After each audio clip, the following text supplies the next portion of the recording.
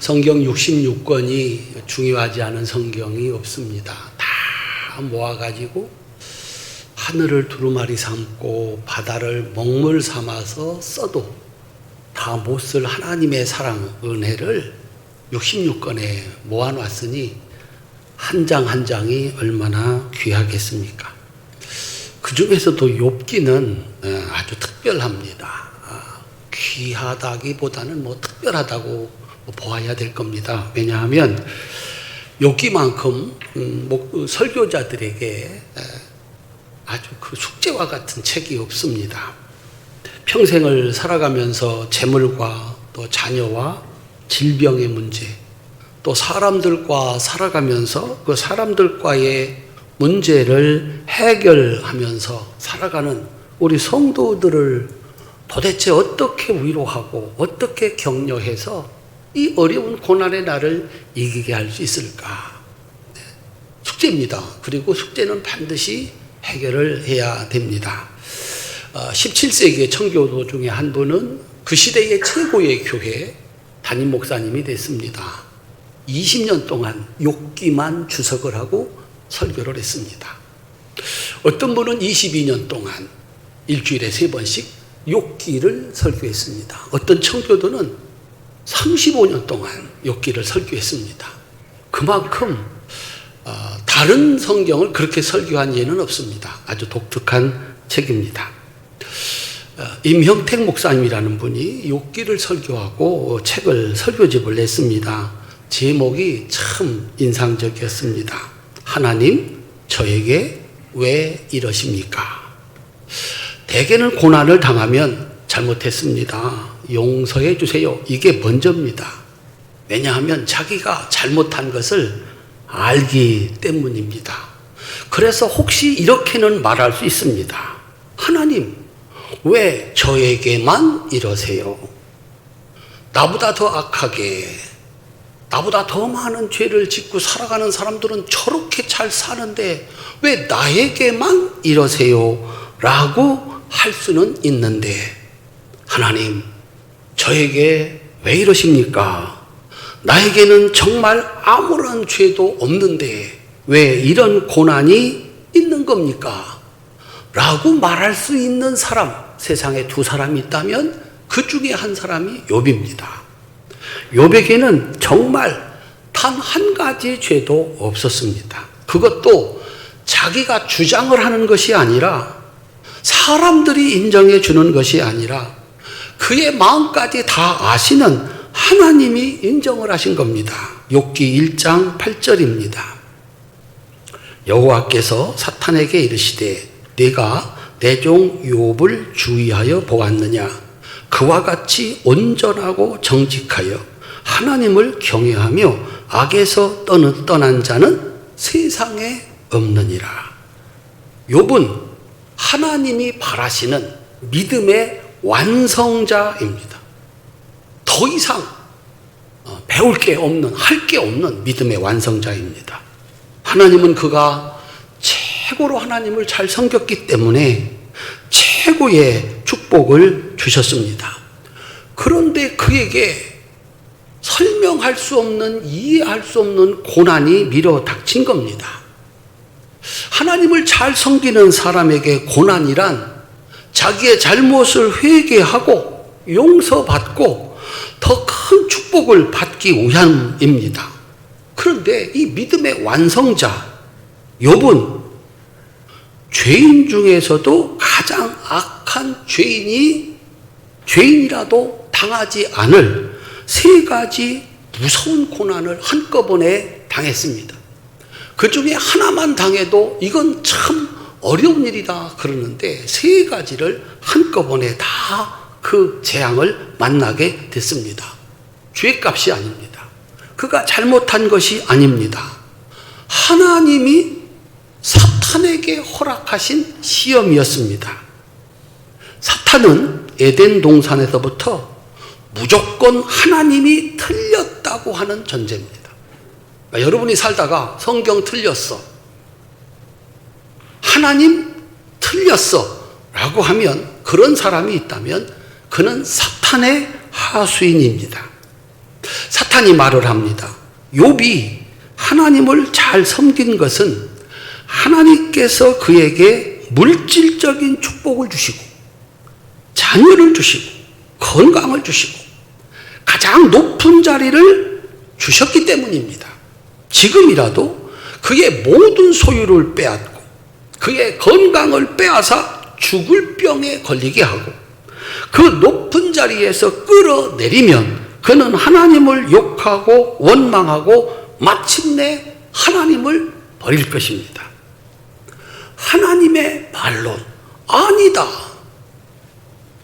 내가 복을 주었기 때문에 그가 나를 잘 섬긴 것이 아니라 그가 나를 잘 섬겼기 때문에 복을 준 것이다.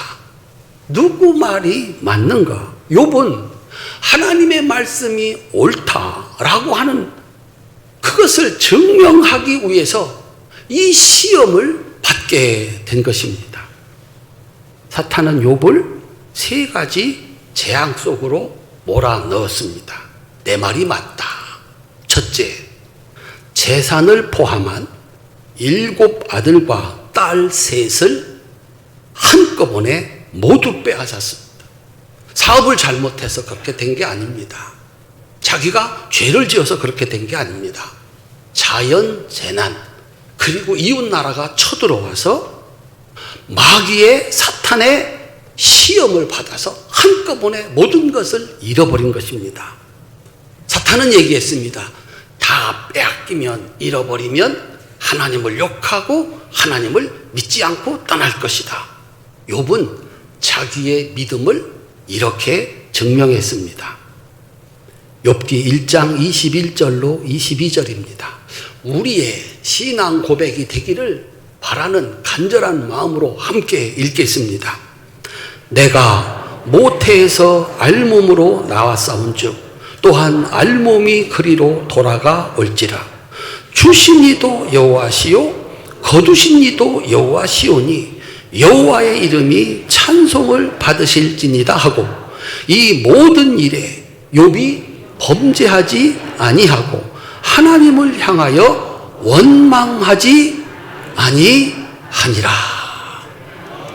대단한 믿음, 역시 실력자였습니다. 두 번째 시험입니다. 이번에는 몸에 치료할 수 없는 질병, 고통이 없는 질병이 아니라 죽을 때까지 고통을 당해야 하는 질병을 주었습니다.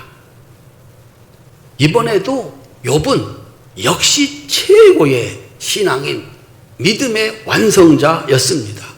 우리도 이 고백을 할 수 있기를 바라는 마음으로 욥기 2장 10절을 함께 읽겠습니다.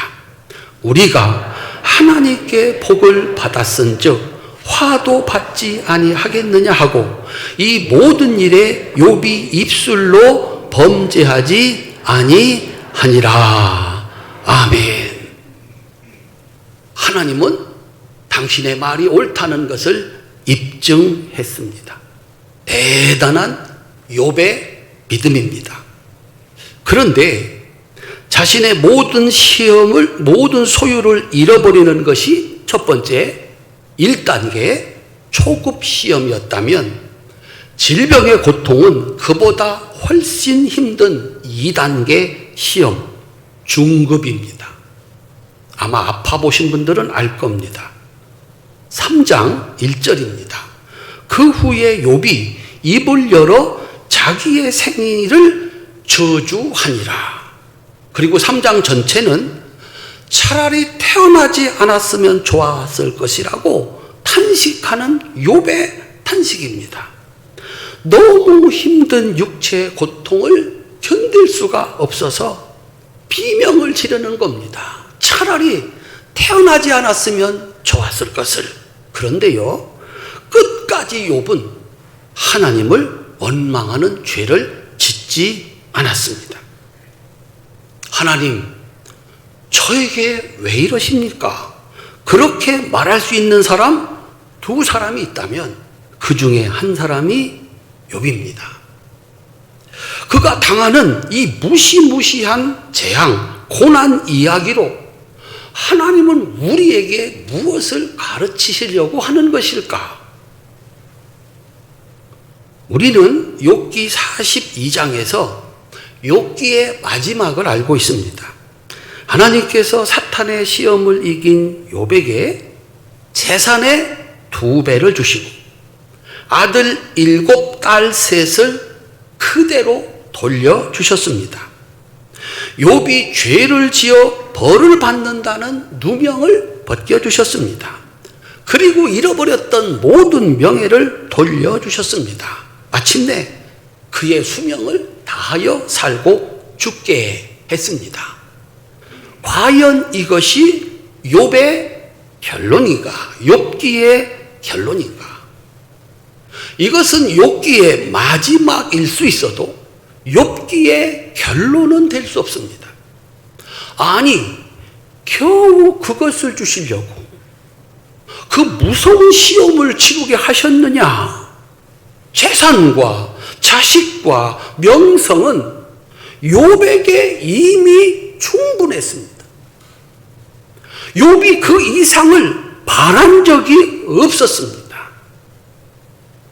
여기에다가 배를 더 달라 이유도 없었습니다. 그는 이미 그 시대 최고의 부자였습니다. 그래서 더 많이 주세요. 배를 주세요. 라고 얘기하지 않았습니다. 그래서 하나님이 그에게 그 복을 주신 겁니다. 그런데 겨우 배의 축복, 이전에 있었던 자식을 돌려주시고 잃어버렸던 명예를 회복시켜 주는 것을 그 복을 주시려고 그 무서운 환난을 겪게 하셨느냐? 논리적으로 맞지가 않습니다. 그러면 도대체 이 성경을 대표하는 가장 무서운 환난을, 고난을 지나가게 하신 하나님의 뜻, 욥기의 결론은 무엇일까요? 그 대답은 사탄의 마지막 시험, 시험의 3단계, 최고 등급에 있습니다. 이 세 번째 시험은 어쩌면 사람이 살면서 당하는 고난 가운데 가장 이기기 힘든 시험입니다. 모든 것을 잃어버리는 것도 견딜 수 없는 어려움입니다. 죽을 병들어 고통당하는 것도 이루 말할 수 없는 어려움입니다. 근데 이 세 번째가 문제입니다. 2번 공격을 했습니다. 사탄이. 그런데 2번 다 졌습니다. 그러면 그만두어야지요. 졌다. 하나님 제가 졌습니다. 사탄은 그런 존재가 아닙니다. 끝까지 하나님이 틀렸다고 하는 존재입니다. 2번을 패배한 사탄이 전략을 바꿨습니다. 아주 오래전에 써먹었던 그 전략, 첫 번째 써먹었던 그 전략. 에덴 동산에서 사탄이 하와의 가장 친한 친구, 동산에서 말을 가장 잘하는 지혜로운 뱀을 이용했듯이 이번에는 욥을 가장 사랑하는 친구 3사람을 이용합니다. 먼저 그 친구 3사람이 얼마나 친한 욥의 친구였는지를 한번 살펴보도록 하겠습니다. 욥기 2장 11절부터 13절입니다. 그때에 욥의 친구 3사람이 이 모든 재앙이 그에게 내렸다함을 듣고 각각 자기 지역에서부터 이르렀으니 곧 대만 사람 엘리바스와 수아 사람 빌닷과 나아마 사람 소발이라. 그들이 욥을 의문하고 위로하려 하여 서로 약속하고 오더니 눈을 들어 멀리 보매 그가 욥인 줄 알기 어렵게 되었으므로 그들이 일제히 소리질러 울며 각각 자기의 겉옷을 찢고 하늘을 향하여 티끌을 날려 자기 머리에 뿌리고 밤낮 7일 동안 그와 함께 땅에 앉았으나 욥이 고통이 심함을 보므로 그에게 한마디도 말하는 자가 없었더라.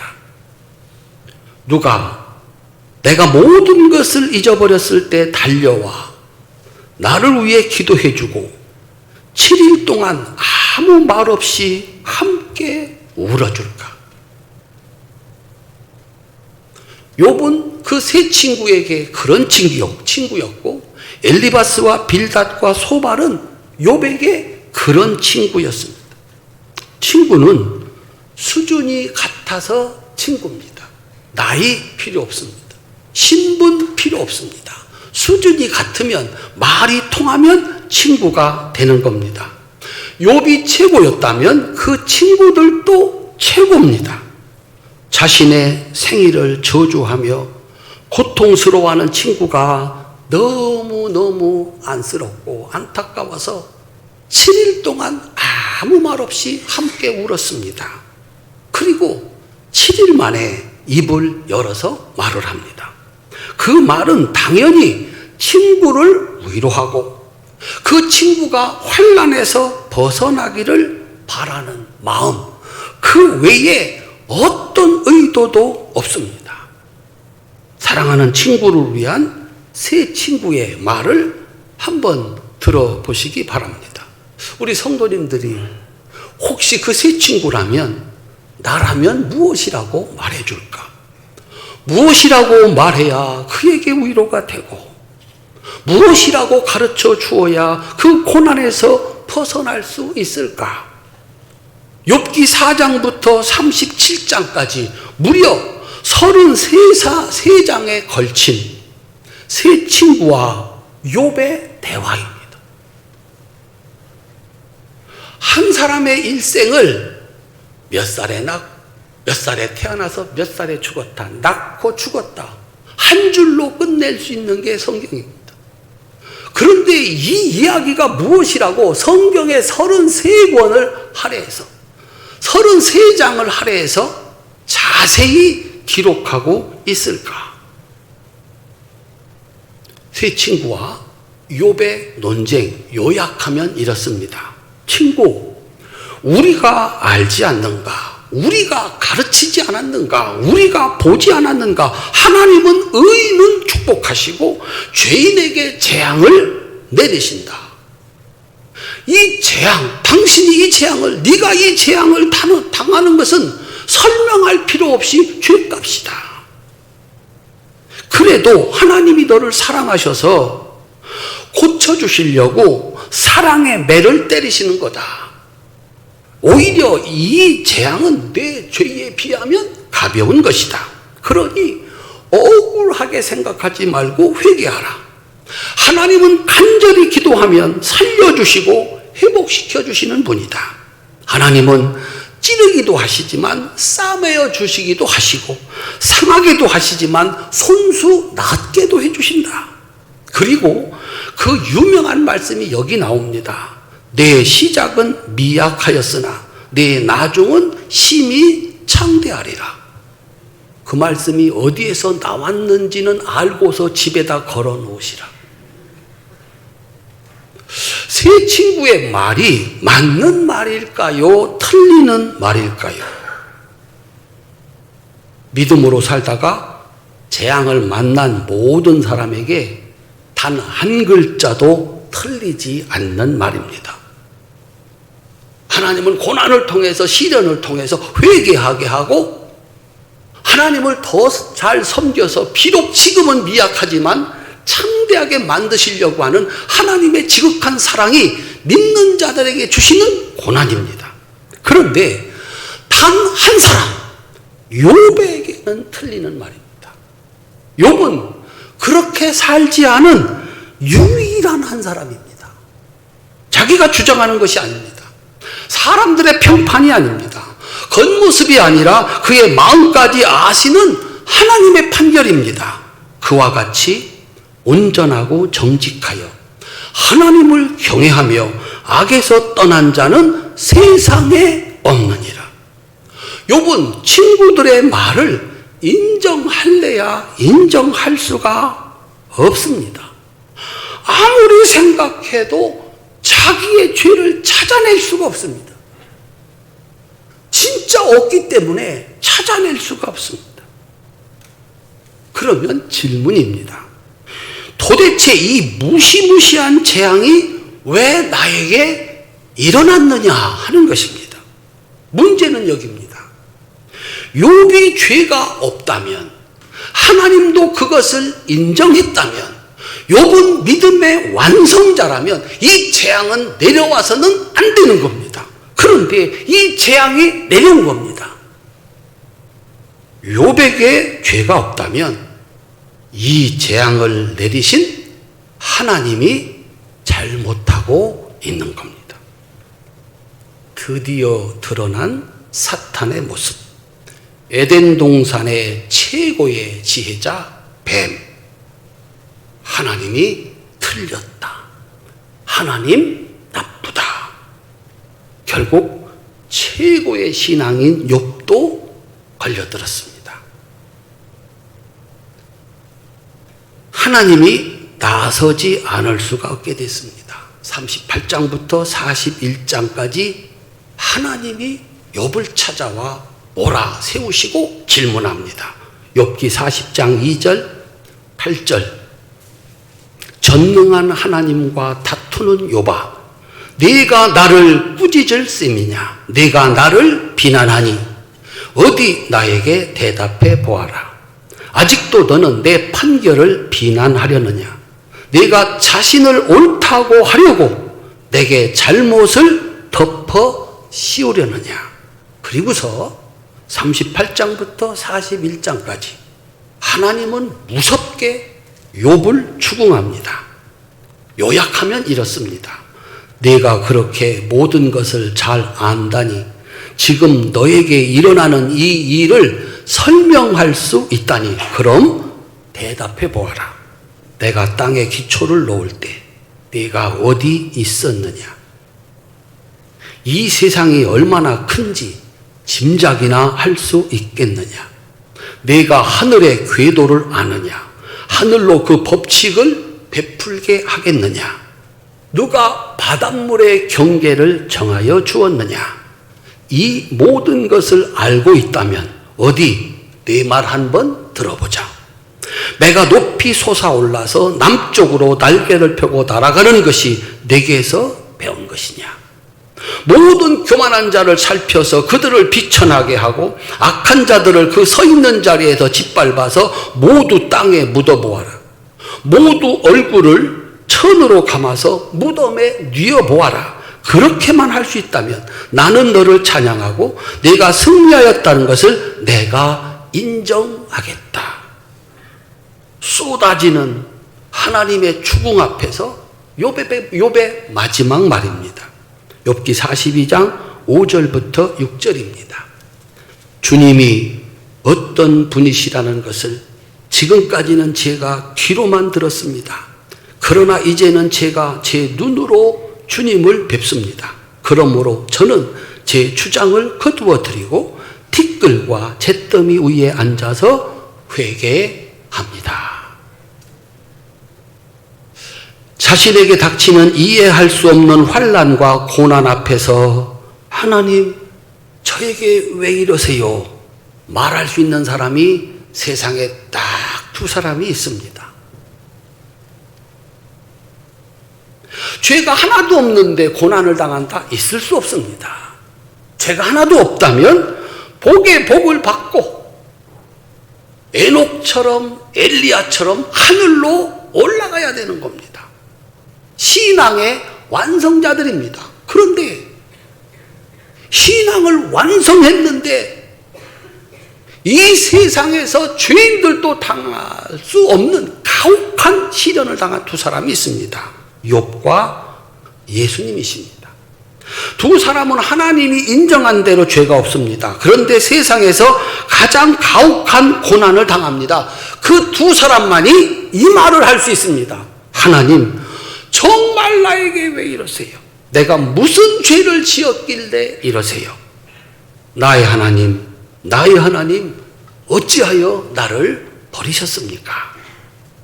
한 사람 욥은 자신의 무죄를 주장하다가 사탄에게 걸려들어 하나님의 완전하심을 부정하는 죄를 저질렀습니다. 얘기를 하다 보니까, 설명을 하다가 보니까, 반박을 하다가 보니까 하나님을 죄인으로 만들었습니다. 정답은 뭘까요? 우리에게 그런 상황이 온다면 우리는 뭐라고 대답을 해야 될까요? 그 정답은 예수님께 있습니다. 예수님은 사탄에게 지지 않았습니다. 끝까지 믿음을 지켰습니다. 예수님은 하나님이 자신에게 행하시는 일을 설명을 하고 이해하려고 하지 않았습니다. 하나님은 언제나 오르시다. 그래서 나의 생각대로 마시고 아버지의 생각대로 하십시오. 그리고 자신을 죄인이라고 정죄하는 이들에게 설명을 하고 이해를 받으려고 하지 않았습니다. 대신 하나님께 기도했습니다. 저들을 용서해 주십시오. 저들은 저들이 하는 일을 모릅니다.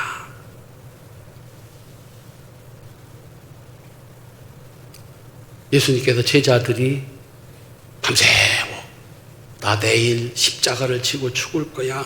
나 너무 힘들거든. 나와 같이 기도해 줘. 세상에 1시간도 10분도 못 버티고 쿨쿨 잠을 잡니다. 예수님 뭐라고 말씀하셨습니까? 마음은 원인데 육신이 약하구나. 오늘 목사님도 그 설교하는 20분, 30분, 40분을 못 견디고 조는 신자들에게 뭐라고 해야 할까요? 더군다나 어제 바자회까지 하고 피곤해서 잠시 눈을 감고 묵상 중인데 왜 설교 안 듣냐고. 이거 큰일 나는 겁니다. 마음은 원인데 육신이 약하도다. 나도 여러분도 누구에게도 이렇게 대답을 해야 한다. 주님이 가르쳐 주었습니다. 그래서 오늘 본문은 당할 이유 없는 의인의 고난으로 만드는 믿음의 완성. 욥기의 결론은 이겁니다. 욥기를 30년 설교하든 20년 설교하든 욥기의 결론은 분명해야 됩니다. 첫째, 용서입니다. 욥기 42장 10절입니다. 함께 읽겠습니다. 욥이 주께 자기 친구들을 용서해 주시라고 기도를 드리고 난 다음에 주께서 욥의 재산을 회복시켜 주셨는데 욥이 이전에 가졌던 모든 것보다 배나 더 돌려주셨다. 표준 세번역입니다. 의인 욥은 자신의 죄를 발견하고 즉시 회개합니다. 그런데 하나님은 욥의 죄에 대해서, 회개에 대해서 용서를 선언하지 않습니다. 대신 먼저 친구들의 죄를 용서하라고 하십니다. 내가 그들의 죄를 용서하면 나도 너의 죄를 용서하겠다는 겁니다. 예수님은 주기도문에서 이렇게 가르치셨습니다. 우리에게 죄 지은 자를 사하여 준 것 같이 우리 죄를 사하여 주옵소서.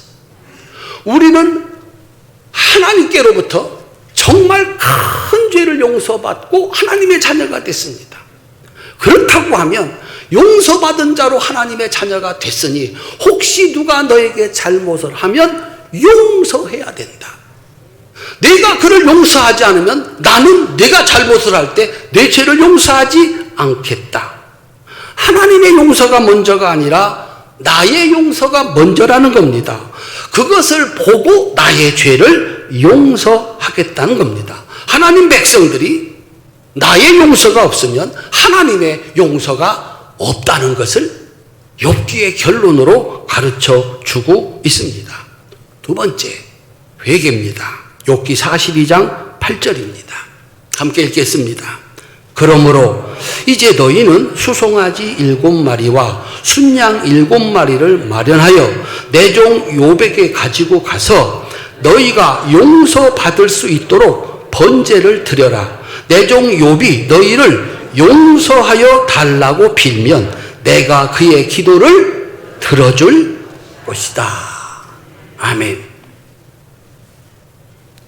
3명의 친구는 죄 없는 친구 욥을 세상에서 가장 가혹한 세 가지 벌을 받아야 하는 죄인으로 만들었습니다. 말 한마디로.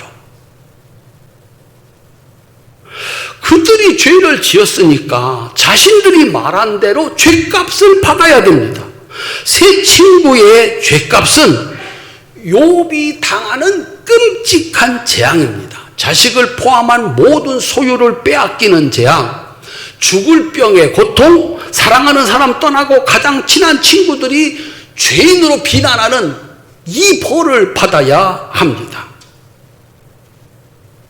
회개는 자신들이 당할 무서운 심판이 눈에 보일 때만 가능합니다.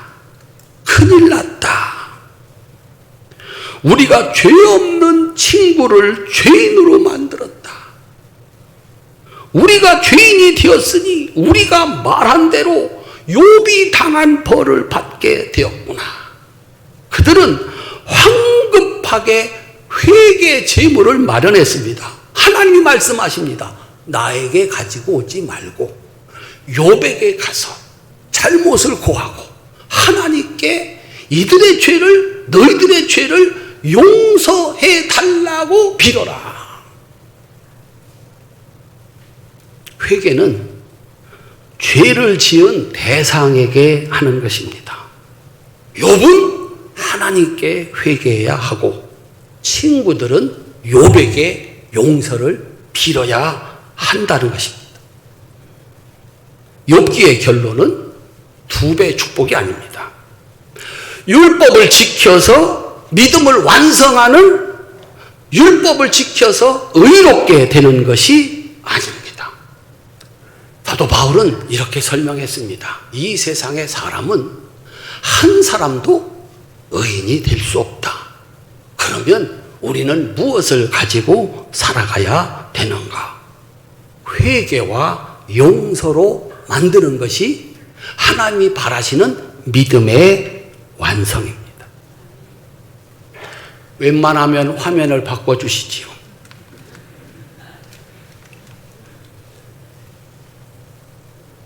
마음은 원인데 육신이 약해서 저렇게. 하나님이 바라시는 것은 우리가 율법을 잘 지켜서 잘못 하나 없는 인생으로 만드는 게 율법의 완성이 아니라는 겁니다. 사람은 욥이라 할지라도 마지막에 죄인이 될 수밖에 없다는 겁니다. 죄인으로 태어나서 죄인으로 살다가 죄인으로 죽는 인간에게 하나님께서는 회개하라 하시고 용서하셔가지고 죄 없는 자로 만들어 천국 백성으로 만드시는 줄로 믿으시기를 바랍니다. 이것이 믿음의 완성이다.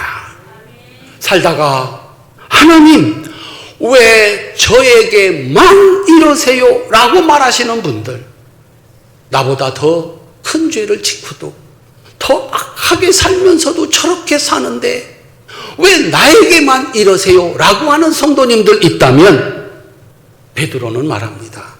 기뻐하세요. 크게 기뻐하세요. 하나님께서 이 믿음의 시련을 통해서 당신의 믿음을 정금처럼 만들고 예수님 오실 때 칭찬과 영광과 존귀를 주시기 위함입니다.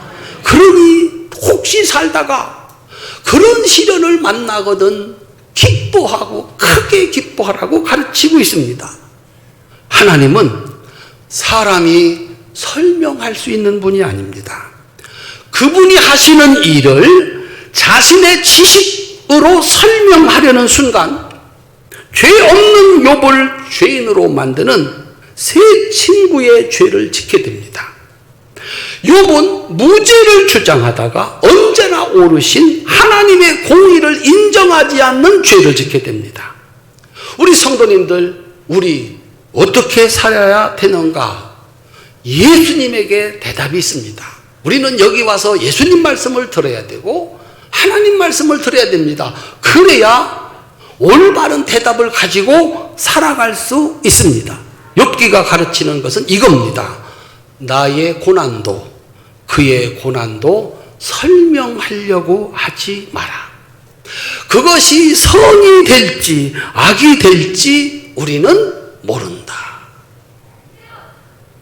참 좋은 날이 있었습니다. 이야, 정말 그 좋은 날이 영원히 좋은 날이 됐나요? 정말 헤아리기 어려운 힘겨운 날이 있었습니다. 악한 일이었나요? 우리는 모른다. 마귀는 그걸 우리가 분별할 수 있다고 속였습니다. 그래서 선악과를 따먹었잖아요. 하나님은 말씀했습니다. 내가 이것이 선이다 악이다 구분하는 순간 너는 죽는다. 잘못할 수밖에 없다. 하나님만 아십니다. 하나님은 아시고 마침내 선을 만드시는 분인 줄로 믿으시기를 주님의 이름으로 축원합니다. 그러므로 예수님처럼 하나님 아버지는 언제나 옳으십니다. 이렇게 된 것이 아버지의 뜻입니다. 그래서 감사와 찬양을 드려야 한다라고 하는 것입니다. 그리고 나를 정죄하는 자들을 위해서 저들은 저들이 하는 일을 모릅니다. 용서해 주십시오라고 기도해야 됩니다. 그래야 혹시 내가 살면서 잘못할 때 내가 회개하면 하나님이 용서해 주시는 줄로 믿으시기를 바랍니다. 너도 선악을 판단할 수 있다. 사탄의 영원한 무기입니다. 설명해라, 증명해라. 거기 빠져들면 누구도 헤어나올 수가 없습니다. 하나님은 옳으십니다. 하나님은 나의 아버지이시고 아들을 주시까지 사랑하셨습니다. 나에게 주시는 것 가운데 단 한 가지도 나쁜 것 없습니다. 우리 성도님들 이렇게 고백할 수 있기를 주님의 이름으로 축원합니다. 함께 살면서 그도 나에게 잘못할 것입니다. 나도 그에게 잘못할 것입니다. 회개하여 용서받으시고 하나님께 용서받으시고 그래서 올바로 살아 천국 아니라 회개하고 용서해서 천국, 이것이 신앙의 완성입니다. 이 세상에서는 2배의 복을 받을 것이고 이 세상을 떠날 때는 천국의 축복이 있는 줄로 믿으시기를 주님의 이름으로 축원합니다. 기도하겠습니다.